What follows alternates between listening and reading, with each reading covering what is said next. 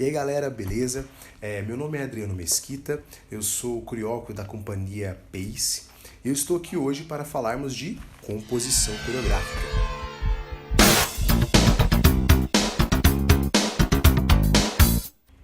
E antes de começarmos, eu queria deixar uma frase para nós.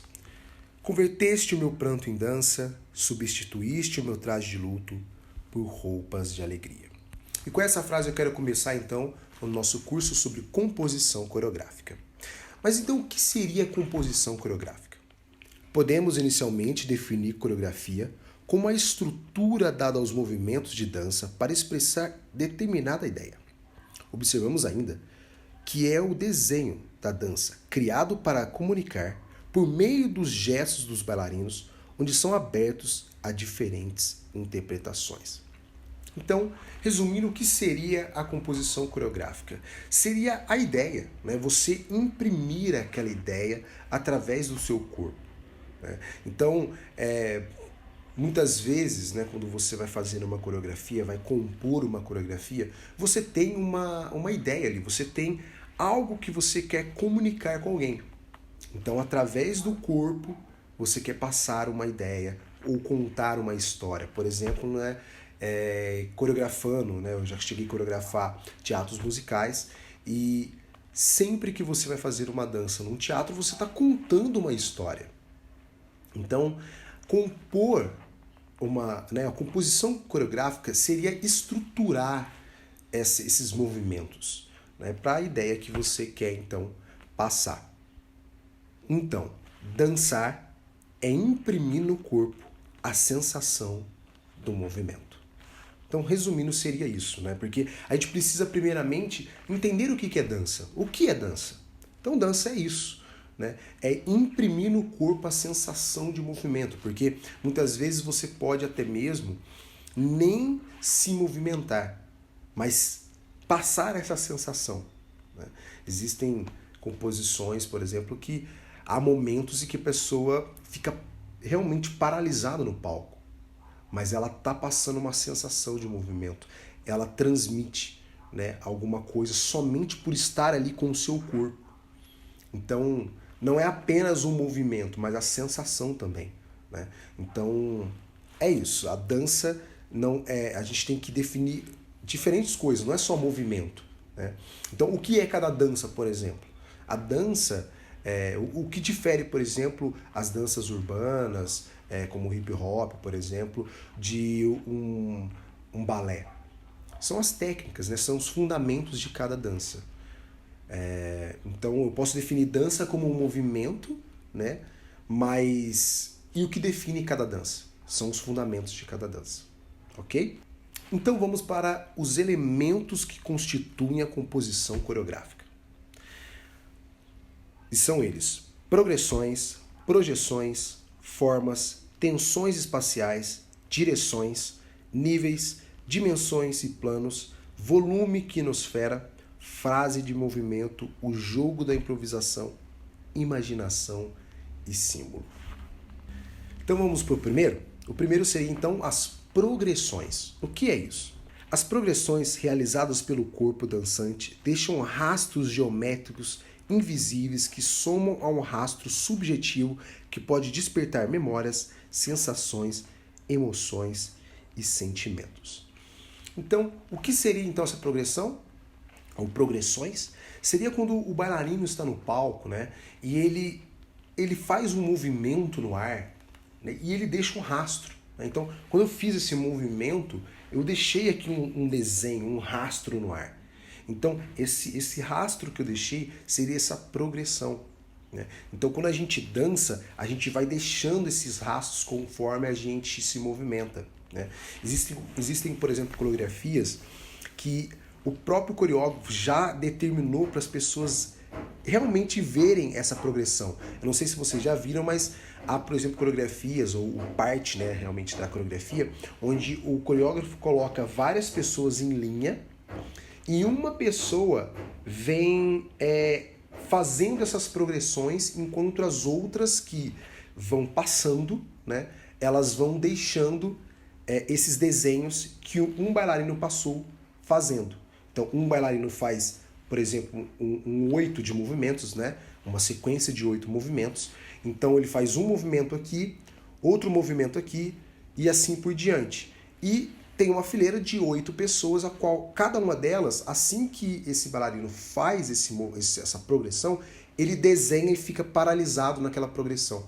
Então, ou seja, realmente para que as pessoas visualizem essa progressão. Então, progressão seria a forma ou o rastro, né, que eu deixo no ar após o meu movimento.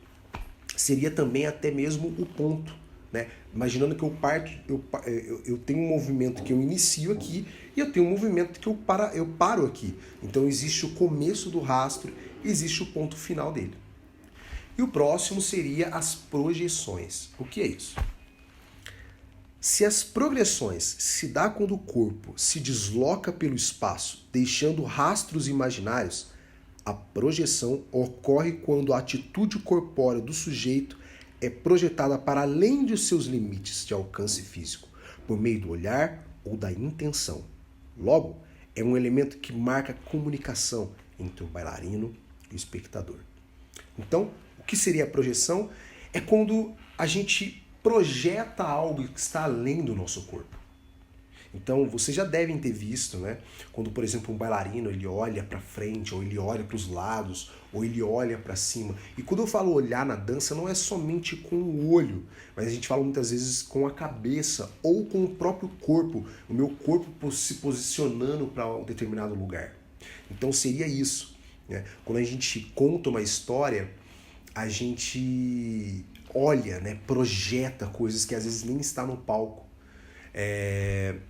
Bailarinos, por exemplo, que dançam, por exemplo, no louvor, né, ou em igrejas, você vê muito isso, eles olhando para o alto. Por quê? É como se eles projetassem que tem algo acima deles. Né? Em outras peças de teatro, por exemplo, que envolve dança, muitos elementos podem não estar dentro do palco. E o bailarino, então, projeta algo que não está ali. Né? Seria também pensar na questão da própria expressão. Né? Seria a expressão facial ou também a expressão corporal. E o próximo, então, agora são as formas. As formas nascem a partir das linhas e podem ser analisadas a partir do ponto de vista geométrico ou subjetivo. Então, o que seriam as formas, pessoal? As formas seria o seguinte: você pode fazer uma forma geométrica, seja com o seu corpo mesmo, ou pode ser até mesmo em uma formação. O que seria uma formação? Quando você, com mais pessoas, né, mais bailarinos, faz um desenho geométrico. Né? Então, a gente costuma muito a dizer na dança, né? Vamos fazer aquela formação em V. Né? Vamos fazer aquela formação em triângulo, vamos fazer a formação quadrado, vamos fazer a formação caixa, muitas vezes a gente fala isso, né? Quando fala quadrado, ou faz uma caixa aí, seria isso, né? Fazer esse quadrado, ou vamos fazer o círculo, vamos fazer a bola, faz um X. Né? Então essas formações, né, que fazem esses desenhos no palco são chamados de formas, e quando você vai compor uma coreografia, seja até mesmo solo, duo, trio ou grupo, né? Você tem que pensar nas formas. Então, se você está fazendo uma coreografia de solo, você tem que pensar em formas também. Como eu vou fazer essas formas? Como sozinho eu posso fazer um triângulo, né? A gente lembra muito, quando eu penso isso, né? A gente pensa muito em líder de torcida, né? Quando eles falam, me dá um A, me dá um B, né? Eles fazem o desenho. Então, as formas, muitas vezes, podem ser feitas sozinho, ou em dupla, ou em trio, ou em grupo, como eu falei na questão de formação. E depois de a gente falar sobre formas, a gente vai falar agora sobre tensões espaciais. O que seria tensões espaciais? Nada mais é do que a gente pensar no espaço vazio do nosso corpo.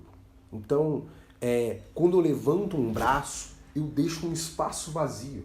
Então, seria esses espaços vazios que o corpo deixa.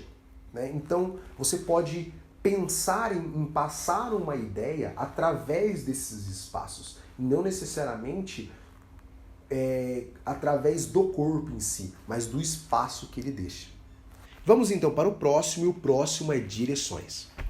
As direções são os caminhos que o corpo ou parte do corpo toma ao realizar um movimento. Elas indicam para onde deve ser realizado o movimento com ou sem locomoção, para frente ou para trás, para o lado, direita ou esquerda, para cima ou para baixo, entre outros. Podem ser considerados também as diagonais, que conformam outras direções. Então, gente, é bem simples a questão de direção, né? Mas se a gente pensar em uma composição e não pensar em direção, você vai ficar estático no palco, né? Você não vai aproveitar todo aquele espaço.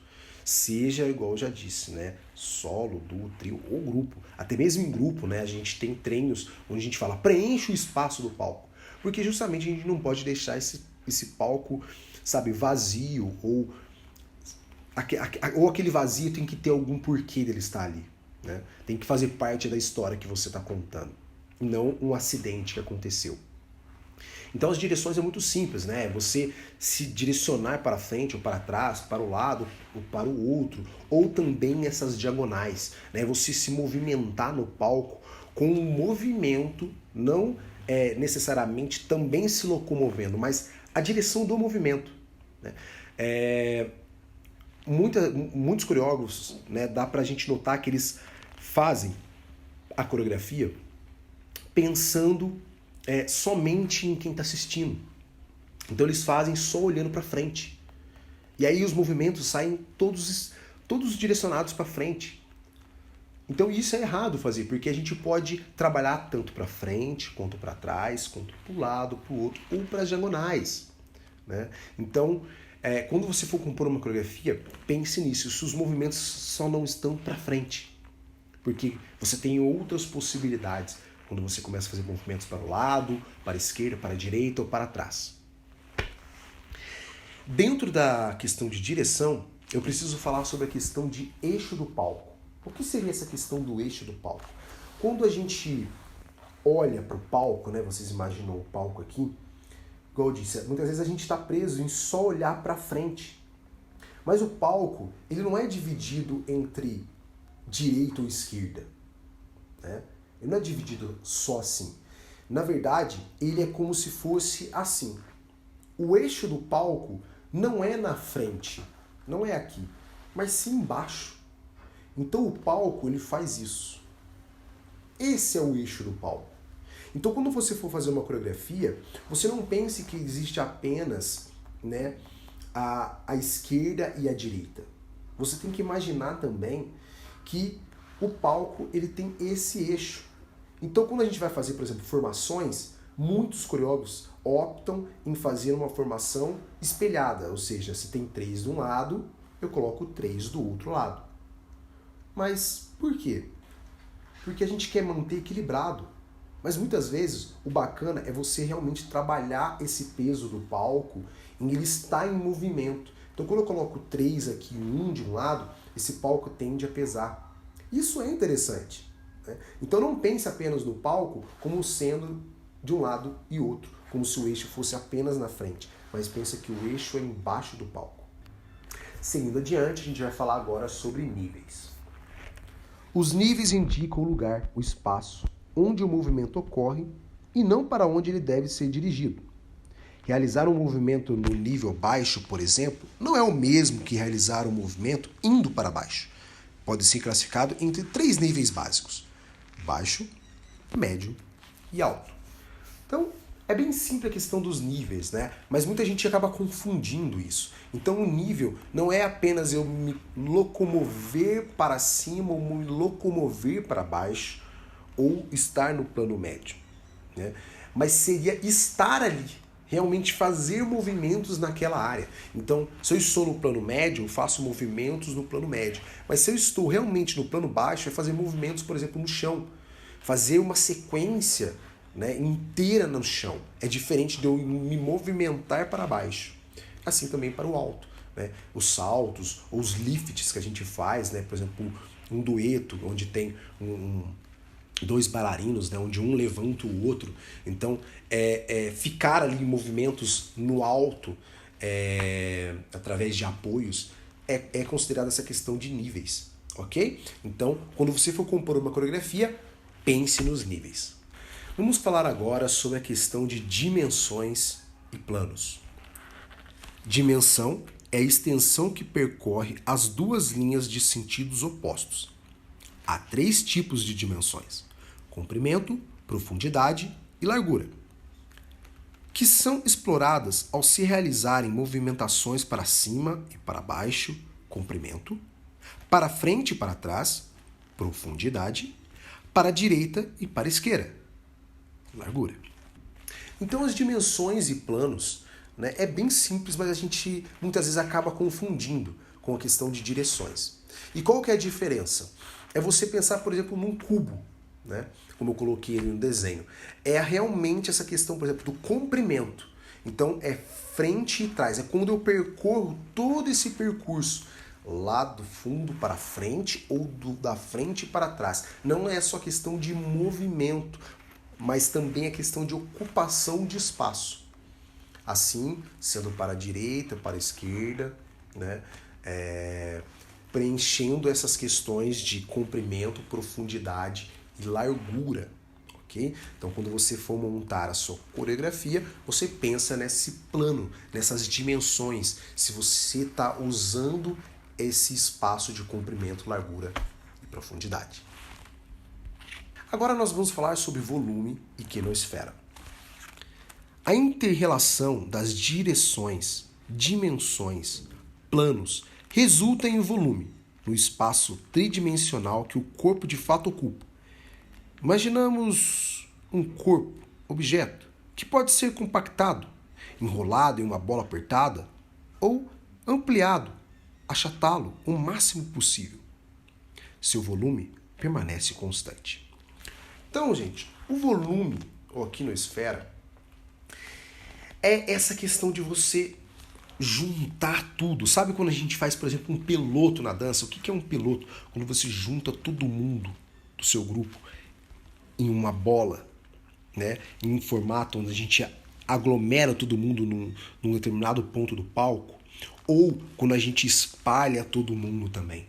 A quinosfera, né? O volume que dá. Então, quando você fecha todo mundo num ponto e continua dançando ali, todo mundo perto, depois a gente abre, se expande dentro do palco. Isso seria esse volume, né? Essa quinosfera. É bem simples, mas dá um efeito muito legal na sua coreografia. Mais adiante, agora, a gente vai falar sobre frase de movimento.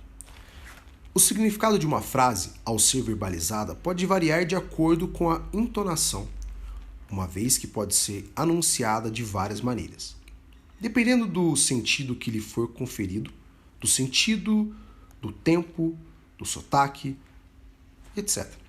O mesmo ocorre com a frase em dança, que poderá não ser apenas uma justa posição de movimentos ou gestos, mas uma frase que pode ser utilizada de diversas maneiras e por diversos corpos para expressar intenções daquelas que a executam. Então, a frase de movimento seria, eu penso de 2 formas, né? Seria através do seu corpo você realmente passar uma frase em movimento. Mas como eu faço isso? Poderia ser, como eu falei ali na líder de torcidas, realmente pensando em letras, né? Mas também um processo onde eu desenho na minha coreografia, eu conto uma história desse ponto até esse ponto. Eu não posso simplesmente falar, poxa, eu estou fazendo uma coreografia de teatro, sei lá, sobre João e Maria, e aí eu não vou contar em apenas 1/8 toda a história.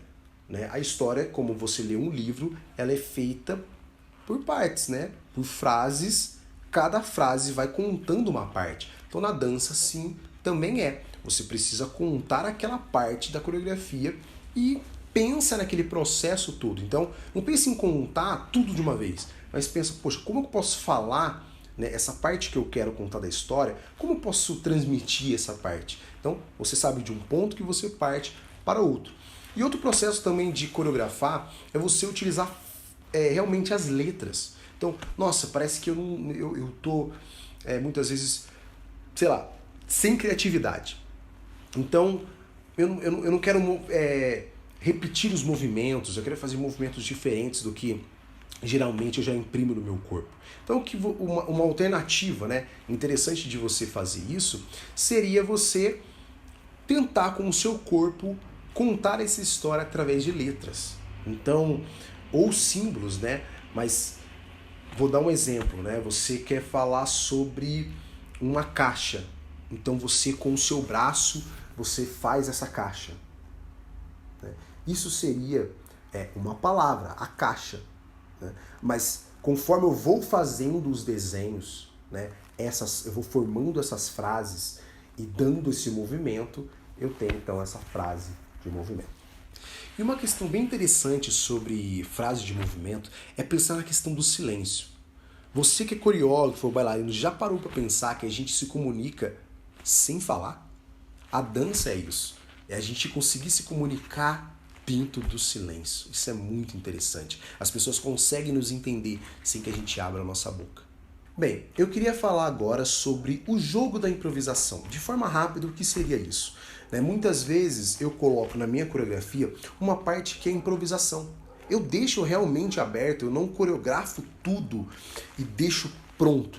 Há partes que eu deixo livre para aquele bailarino poder se expressar naquela hora. Isso é arriscado, mas é interessante esse jogo da improvisação. E agora a gente vai falar sobre imaginação e símbolo. Visualizem uma cena em que crianças estejam brincando com objetos reais. Em seguida, essas mesmas crianças com as mesmas atitudes, porém agora sem os objetos reais, que estão presentes apenas em sua imaginação. O símbolo é essa dimensão de alguma coisa que se fixa dentro de nós e que nos serve para substituí-la na sua ausência. Então olha que interessante, né? Imaginar coisas que muitas vezes o espectador nem vai ver. Você já parou para pensar, né, em montar uma coreografia onde, na verdade, ela foi pensada em dupla, mas ela foi dançada em solo? Olha que interessante. Não que toda a coreografia ela seja assim, mas uma parte dela. Você faz ela em dupla, mas você tira uma pessoa e deixa aquela outra dançando sozinha, mas ela vai dançar como se a outra ainda estivesse lá. Isso cria várias possibilidades. Então na dança você pode criar várias coisas que está apenas dentro do bailarino. As pessoas não estão vendo, mas é como se o bailarino conseguisse ver aquilo. Né? Isso tem até um pouco a ver com aquela projeção que a gente falou. Né? Você pode juntar a projeção com essa questão da imaginação e símbolo. Então eu posso projetar algo que está além do meu corpo, né? Eu olho, eu imagino, e quem está olhando para mim, né, pensa, nossa, o que ele está olhando, o que ele está vendo? E de repente eu danço como se aquilo ali estivesse vindo até mim. As pessoas muitas vezes até conseguem entender isso, mas não sabem muito bem o que é. Eu vou dar até um exemplo. No ano ali de 2011, né, a gente, pela Companhia Pace, fez um espetáculo. E nesse espetáculo chamado Verdade Exposta, a gente convidou um bailarino que chama Nenê, lá de Campinas, e na coreografia, né, na parte dele, ele entrou dançando como se tivesse uma bola. Né? Ele é um bailarino e ele joga também, né, como hobby basquete. E as pessoas viram que ele estava ali dançando e fazendo seus movimentos como se tivesse uma bola com ele. Isso é muito interessante, isso cria possibilidades diferentes. Então muitas vezes a gente pensa em dançar e só pensa nos movimentos, nos passos sociais, né, nas danças sociais ou nas técnicas, né, daquela dança, mas a gente pode criar possibilidades diferentes pensando na imaginação e no símbolo. Então, após tudo isso, a gente chega na última questão. Adriano, você falou sobre tudo isso, mas e aí, como que eu estruturo tudo isso para fazer uma coreografia? Então, várias pessoas usam, tá, gente, métodos diferentes, mas esse é um método que eu encontrei para poder fazer as minhas coreografias e eu acho que vai te ajudar. Então, eu vou colocar uma estrutura que eu acredito que pode te ajudar usando tudo isso que a gente já falou dentro de um formato, ok? Então, o desenvolvimento da composição coreográfica. A chave é o planejamento. Então, primeiro você vai partir para a questão do tema. Então, você escolhe o tema. A parte interessante sobre o tema é que ele pode ter tema ou não. Né? As coreografias podem ser feitas com tema ou não. Mas mesmo não tendo tema, aquela coreografia, de certa forma, ela vai contar alguma coisa, tá? Há um porquê de você fazer cada movimento, há um porquê de você estruturar a coreografia daquele jeito, seja ela tendo um tema, contando uma história específica, um roteiro, ou não. Né? Eu vou dar um exemplo. Pode ser uma coreografia, por exemplo, chamada Sombras. Né? E você dança, né, faz os seus movimentos pensando nessa questão como a sombra projeta no chão. Né? Precisaria muitas vezes até de uma, sei lá, de uma luz, mas não necessariamente ela está contando um roteiro, uma história de um herói, né? Tá ali apenas ela chama sombra e isso é a dança, né? Mas há ali um porquê de cada movimento. Então, há o porquê do coreógrafo usar direções, há o porquê o coreógrafo naquele momento está contando essa história. Né? Essa história ele está contando. Então, peraí, eu fiz esse movimento, eu fiz esse formato, eu deixei esse rastro no ar, eu fiz essa projeção, eu fiz a progressão, eu fiz formas. Então, por mais que não tenha um tema, o coreógrafo ainda assim ele conta de certa forma uma história. Que história? A história da coreografia que ele montou. Ok? O próximo passo seria um método, sem música ou com música. Isso é muito interessante, eu gosto de imaginar uma folha em branco. Tá? Então, o que seria com música? Com música, você imagina que essa folha, acho que todo mundo, né, que no prezinho, né, deve ter recebido aquela tipo uma revistinha para colorir. Né? Então, quando você recebia essa revistinha, ela já tinha um desenho ali, por exemplo, uma baleia. Né? Tinha uma baleia desenhada naquela folha e a criança vinha então e pintava aqueles espaços vazios, né, seguindo aquela linha, aquele contorno que já estava pré-estabelecido. Então, fazer uma coreografia com música é isso. Ou seja, você ouve a música e em cima daquilo você monta a sua coreografia. Okay? Eu utilizo as duas formas. E às vezes eu utilizo as duas formas até mesmo dentro de uma única coreografia. Então há momentos que eu gosto de montar somente o passo, independente da coreografia. Depois eu adapto. Né? Eu venho com uma música e só mexo naquilo que precisa para adaptar a música. Mas muitas vezes eu gosto de montar sem a música. Ou seja, aquela folha seria entregue para mim em branco. Né? Então cria às vezes outras possibilidades. Depois você traz a música, ou seja, traz aquele desenho e modela para ele se encaixar dentro daquela proposta.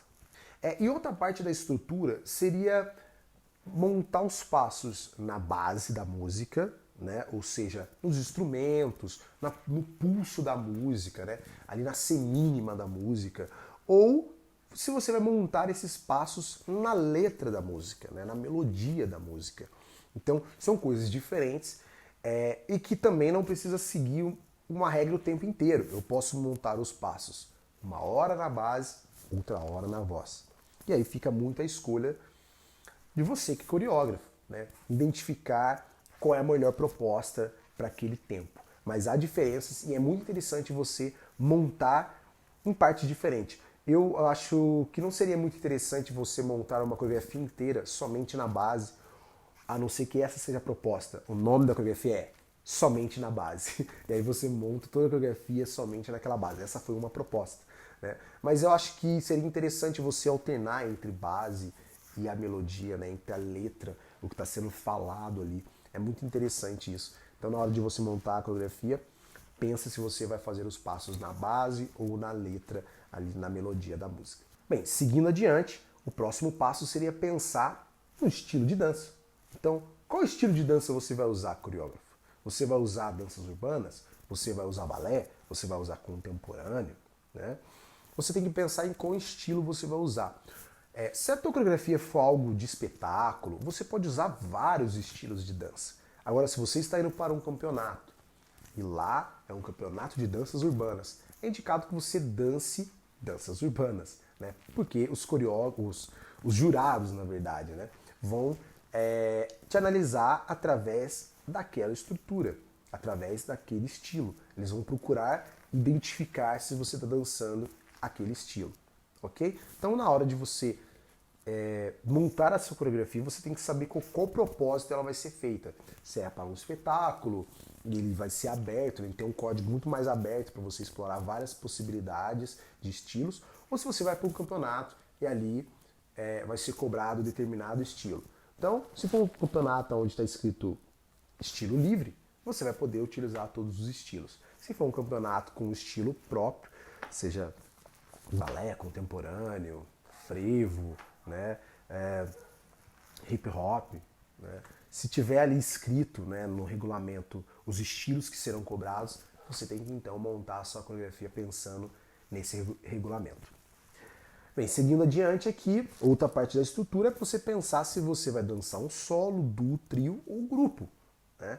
É uma coisa muito importante. Então, peraí, eu vou fazer na minha coreografia, eu vou fazer a coreografia somente para mim ou para outra pessoa, ou outro bailarino, né? Ou eu vou fazer em dupla, ou trio, ou em grupo, porque isso muda totalmente a estrutura, né? E é interessante também, não só, por exemplo, em grupo, né? Ah, meu grupo tem 20 pessoas, eu vou montar minha coreografia pensando nas 20 pessoas. Sim, mas não necessariamente as 20 pessoas precisam estar no palco todo momento, ou dançando todo momento. Elas podem muitas vezes dançar partes da coreografia, né? Há campeonatos, por exemplo, que pede, né, no seu regulamento que os bailarinos não saiam do palco. Olha que interessante isso, por isso que você tem que olhar os regulamentos dos campeonatos, né, dos festivais que vocês vão participar. Então há festivais, por exemplo, como eu disse, que pedem que não saia, os bailarinos não saiam do palco. Mas espera aí, isso significa que os bailarinos vão dançar todo o tempo? Ou seja, a coreografia tem 5 minutos, eles vão dançar os 5 minutos? Não, você pode muito bem paralisar uma parte, né, do seu grupo e outra parte dançar, né? E depois todo mundo volta junto, depois um só dança enquanto o resto fica parado, ou depois um trio dança enquanto o resto está parado, uma parte ou outra, enfim, né? Você faz você trabalha, por exemplo, com formas, faz uma bola aqui, faz um triângulo aqui, essa bola dança enquanto o triângulo está paralisado, ou essa bola está dançando num tempo, né, num beat mais rápido, né, duplo, né, dobrado do que este lado. Então você pode trabalhar uma coreografia de grupo, mas pensando se aquele momento específico vai ser um solo, um duo, trio, ou uma parte do grupo, ou o grupo inteiro. Vamos adiante, né? Formação, né? Formação é muito importante, como eu acabei de dizer para vocês sobre os desenhos. Então você vai ter que, na sua estrutura, né, de coreografia, pensar quais formações eu vou usar, né? E você vai fazer uma marcação de palco, né? Antes mesmo de você passar isso para o seu grupo, ou solo, duo, trio, né? Mesmo que seja um solo, você vai ter que pensar nas formações, né? Onde esse bailarino vai estar em determinado ponto do palco, em determinado ponto da coreografia, né? Da música, enfim. Ele não vai dançar o tempo inteiro no meio, né? Se a proposta não for essa. Ele tem que se locomover ali dentro do palco, e essa formação, essa marcação, ela tem que estar já determinada antes. Ela pode ser feita também depois de você criar os passos, né?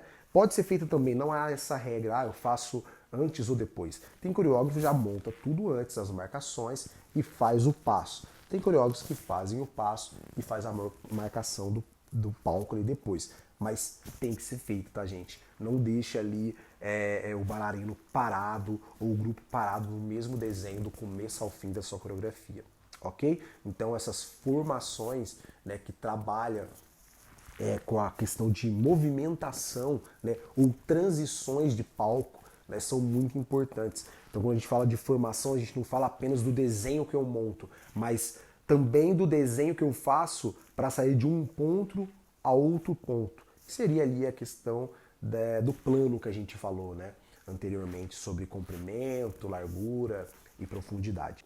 Um jeito interessante de fazer formação, pelo menos que eu uso, tá? Eu uso um caderno, eu coloco as bolinhas ali, faço os desenhos no caderno, né? Então aqueles formatos, as formas que eu falei para vocês, né, geométricas, eu faço ali, né? Muitas vezes um lado diferente do outro. Seria, né, como eu disse, não só assim, mas assim também. Eu posso fazer um desenho na frente do palco e outro desenho no fundo do palco, certo? Ou eu posso dividir o palco em diagonal, fazendo um desenho na lateral do fundo e um desenho na lateral da frente. Então eu faço esse desenho no papel e eu falo para os bailarinos, né, para os meus bailarinos fazerem esse desenho. E ao decorrer, né, do processo, eu ando na sala e começo a olhar aquela coreografia de outros ângulos. E muitas vezes, olhando pelo lado, eu acho aquela formação mais interessante. E o que eu faço? Eu viro essa formação e ela agora oficialmente ela vai ser feita desse lado, né, com os espectadores olhando agora desse jeito. Então é uma coisa muito interessante de se fazer. Outro jeito de fazer uma formação interessante é você pegar feijões, tá? Eu já fiz isso. Pega uma revista e, enfim, por exemplo, imagens de um prédio, né? Que há ali um espaço, há linhas para ser trabalhadas. E eu jogo os feijões ali e eu vejo aonde eles se encaixam e sai uma formação, gente, totalmente diferente. Porque a gente gosta muitas vezes de fazer uma formação geométrica, né? Certinha, com lados iguais, redondo, quadrado, triângulo. E o interessante muitas vezes é fazer formações totalmente diferentes, né? Um mais perto do outro e um ali mais longe, com lados diferentes. Cria-se outras possibilidades, não fique somente na mesma coisa, né? Trabalhe formações totalmente diferentes. Eu sei que isso vai melhorar muito a sua coreografia. Bem, seguindo adiante, seguindo essa estrutura, aí a gente realmente vai para os passos, cria a questão dos passos, cria essas formas que a gente falou, pensa também na questão daquelas letras que a gente falou, em frases de movimento. Nesse processo, né, você tem que encaixar dentro desse processo essa parte de criação de passos, de criação de frases de movimento e pensar até mesmo nos passos característicos, que seria aí as danças sociais, que já são coisas que todo mundo conhece. O que é danças sociais, tá, gente? Às vezes muita gente está me vendo aqui e não sabe o que são danças sociais. Danças sociais, por exemplo, é o passo da Macarena, né? Que a gente faz lá, o passo da Macarena. Esse é um passo que mundialmente é conhecido, é uma dança social. Mas uma dança social também pode ser algo que seja feito somente dentro do seu grupo, onde 5 pessoas, 6 pessoas, sei lá, 10 pessoas conhecem aquele passo. É um passo característico, é um passo de dança social. E por que é interessante esses passos característicos? Porque isso traz a proximidade com o público, né? Até mesmo com o jurado, por exemplo. Vamos dar um exemplo de música. É muito interessante quando eu ouço uma música nova. Mas é interessante também quando a pessoa canta aquela música e eu também sei cantar. Então, os passos característicos, eles fazem isso. Eles aproximam o público, né? Eles aproximam o público do bailarino, enfim, de quem está ali apresentando. Então, é interessante usar, tá? Passos característicos, sim. Então, muitas vezes a gente pensa, poxa, eu vou ser 100% criativo, vou criar coisas que ninguém fez. É interessante fazer algo desse tipo. Mas, com certeza, gente, tem algo muito importante você pegar coisas características, porque as pessoas já identificam, elas se identificam com aquilo e elas se aproximam daquilo. Então, quando você for criar a sua coreografia, pensa nos passos característicos, nas danças sociais, enfim, em movimentos que as pessoas se identificam também. E vamos seguir, né? Que agora a gente vai falar sobre a questão linear. A coreografia, quando ela é montada, ela tem que ser pensada em não ser algo linear, né? Eu coloquei aqui, muita gente deve ter pensado, poxa, linear, então a minha coreografia tem que ser linear. Não. Geralmente ela não tem que ser linear, tá? Ela não pode ser uma coreografia que começa aqui e ela termina aqui. A sua coreografia ela tem que fazer isso, né? Ou seja, há momentos que ela cresce, há momentos que ela cai, há momentos que ela cresce mais, há momentos que ela desce. Mas geralmente a coreografia ela é feita assim, crescendo. Ela sobe e desce, mas ela sempre está crescendo. O ponto daqui do começo para esse é diferente, por mais que teve uma queda. Porque se você fizer a coreografia só subindo, chega uma hora que a pessoa está assistindo e ela fala, nossa, vai explodir. Porque a coisa foi subindo, subindo, subindo, né? E, nossa, onde isso vai parar, né? E o interessante, então, de você fazer essas quedas é como você vai preparando. Isso a gente chama de dinâmica, né? Você vai, cresce, aí você segura, aí você vai crescendo a coreografia, aí você segura mais um pouco.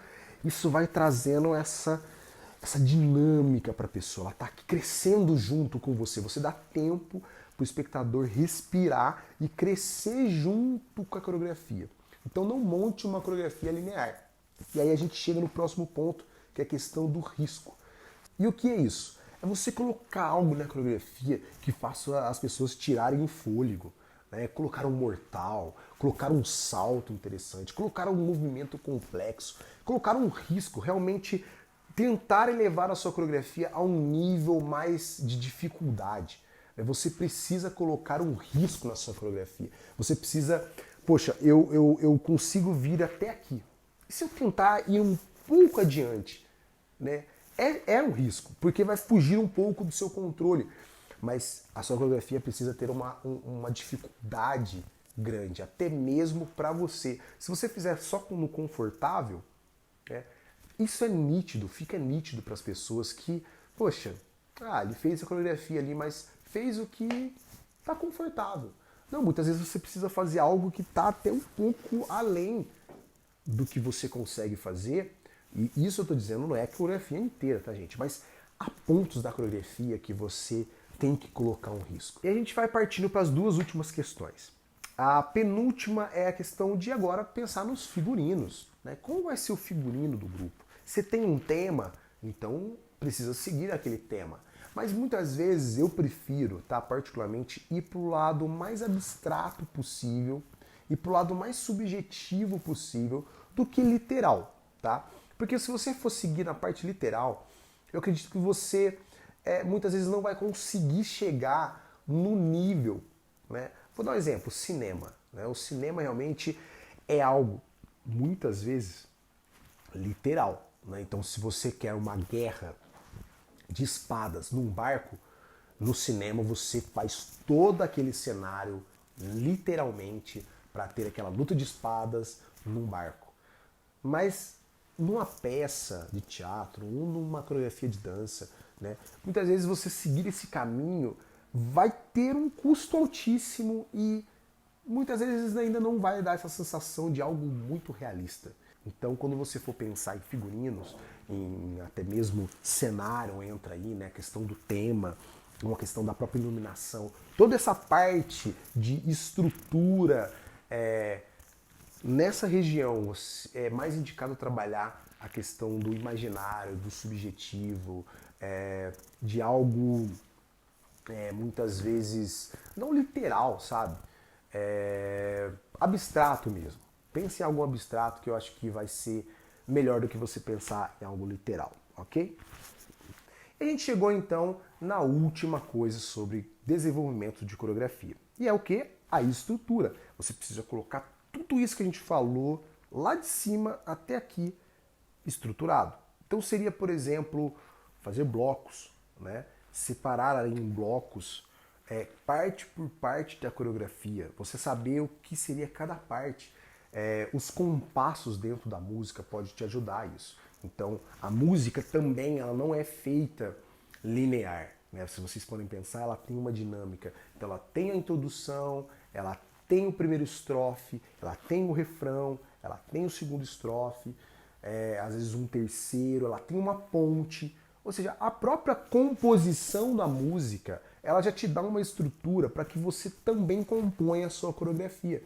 Então, assim como uma composição de música que tem essa estrutura de blocos montado em compassos, na coreografia também você pode estruturar tudo isso dessa forma. A gente poderia falar até mais sobre essa questão e mais ainda sobre cada ponto que eu já falei aqui, mas isso ainda levaria mais tempo, né? E eu estou montando um curso de composição coreográfica completo. Fica ligado no meu canal, nas minhas redes sociais. Se você quer me seguir, Adriano C. Mesquita no Instagram. E eu vou deixar também o meu número do WhatsApp. E se você quiser saber mais sobre aulas de dança, sobre composição coreográfica, sobre os cursos que eu vou dar futuramente, pode entrar em contato comigo. Eu quero agradecer a todo mundo que assistiu essa aula até aqui.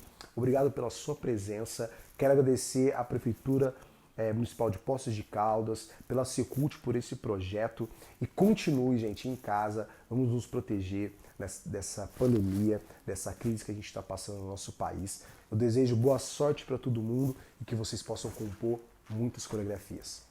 Até mais!